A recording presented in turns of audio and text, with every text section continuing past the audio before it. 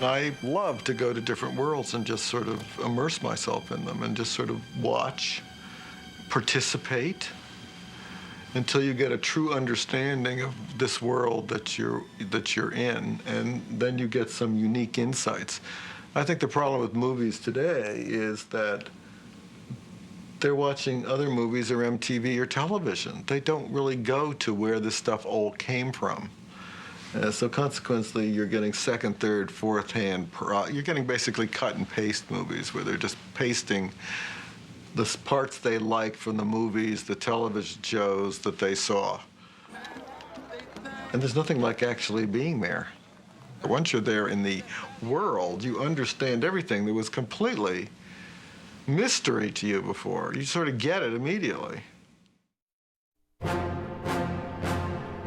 There's so many movies with people being shot and hit and gangsters shooting other gangsters. And I'm usually at my best when I start with the visual idea from the sequence. It takes a lot of thought because, you know, these are sequences that are written, that you work with the writer, but they have a certain type of dramatic development and story, and then you've got to figure out ways to make these work on film. That's why I like, you know, writing my own scripts, because I think about these visual ideas all the time, and I approach it usually from a visual standpoint, so I'm not faced with this problem with how am I going to make this hit interesting. There's a delivery for you, Mr. Kleinfeld. And it just takes a lot of thought. You know, you got to come up with the right location, you got to think how to do this that works for his particular character, how you can surprise the audience. I mean, you know, switching the bullets and trying to make that dramatic so you realize that the bullets have been switched just before he tries to use the gun and the bullets have been taken out.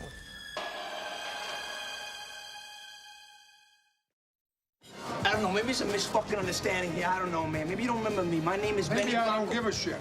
John, of course, we had to sort of talk him into playing this. He had now become sort of a big stage star and was starring in movies. Talk him into doing this supporting role. But he was fabulous. I mean, them together are really an electric duo. You know, my name is... You try to find kind of metaphorical connections, thematic connections. You know, obviously Carlito hates him because that's who he was, and he doesn't want to be that guy anymore. You know, a ruthless, ambitious guy that's tough as nails, and he's not that guy anymore.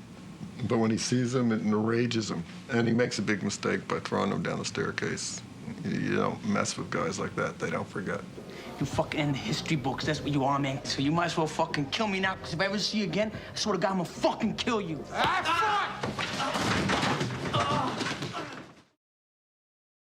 You look at my hands, huh?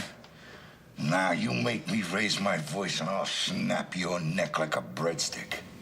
He was a very interesting character. He was a gangster. He'd been put away for a while. He was a made guy. You lie to me again, I'll tell you what, you're gonna end up in that river out there. It was sort of funny. We had him in the water out there, and he was not a happy guy. He was kind of getting mad at us, you know, because it was a long night. It was freezing. Even though it was in the winter, he was cold, he was wet, and he was not a happy guy after that sequence.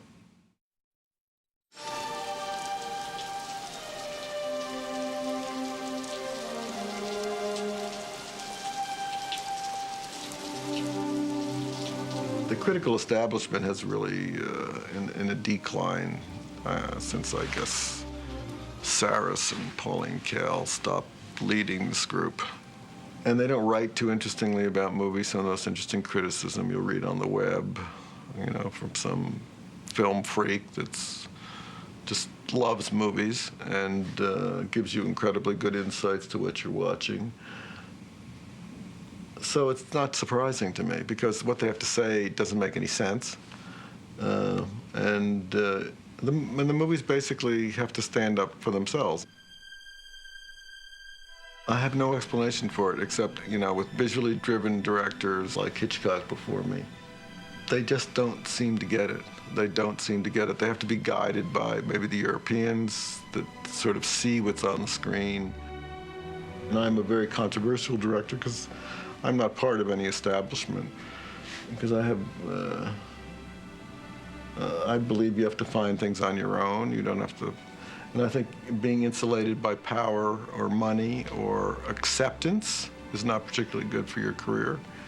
I'm not particularly interested in what the establishment thinks is good because I don't agree with them.